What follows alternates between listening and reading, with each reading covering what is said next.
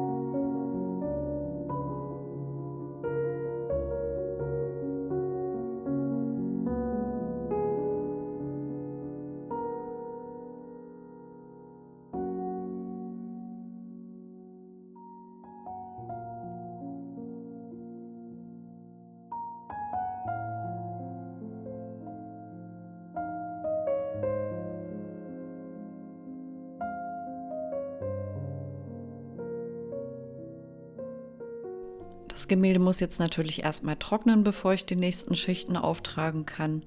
Und hier seht ihr schon, welche Farben ich mir dafür rausgesucht habe. Die werde ich jetzt gleich in mein impressionistisches Gemälde einbringen.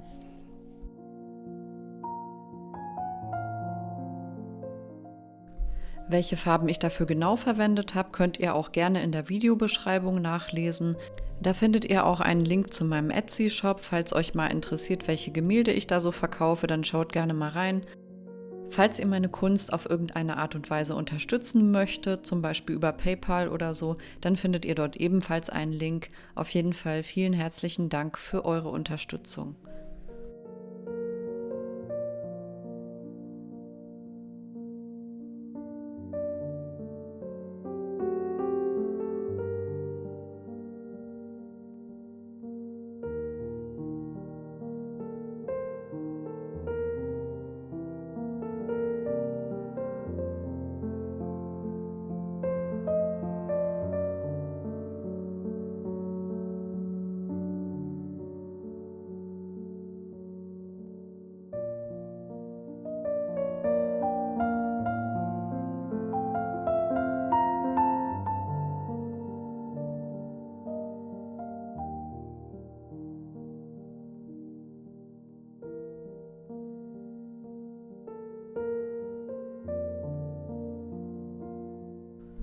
Ich versuche auch immer, die Farben der Schatten und der hellen Stellen möglichst vielschichtig zu gestalten.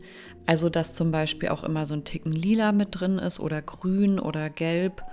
Und ich glaube, das macht am Ende dann auch den Unterschied aus. Ich mische ja sehr viele Farben immer direkt ineinander und trage die dann auf.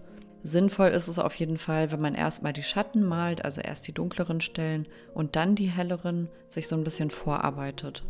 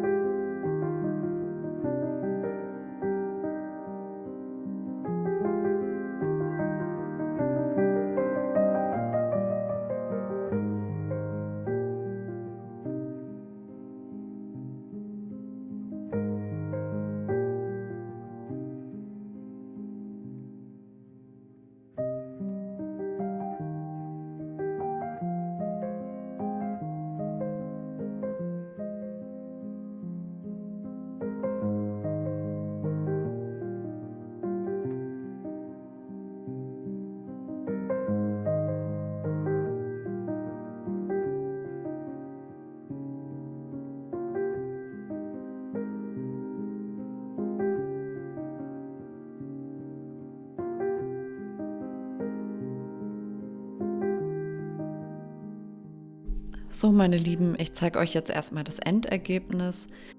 Es ist ein wunderbar buntes, impressionistisches Gemälde geworden.